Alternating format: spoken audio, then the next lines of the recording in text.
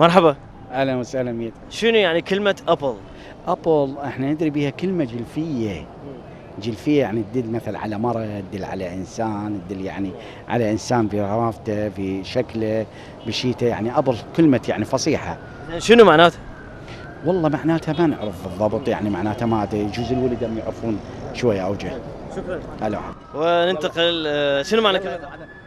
كلمة أوبل كلمة أنثى بالعربي، وكلمة أبل يعني عندنا سيارات القديمة يسموها كلمة أوبل، وكلمة أبل تدل على فد مدينة بالغرب.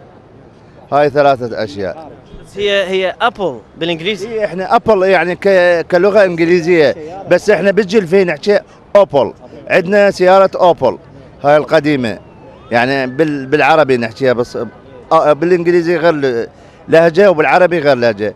بالعربي أوبل يعني أوبل تدل على سيارة أو اسم امرأة. اخواننا المسيحيين كثير من عندهم يسمون هذه الاسامي. شنو كلمة ابل معناته؟ يعني هي بالعربي تفاح نسميها احنا.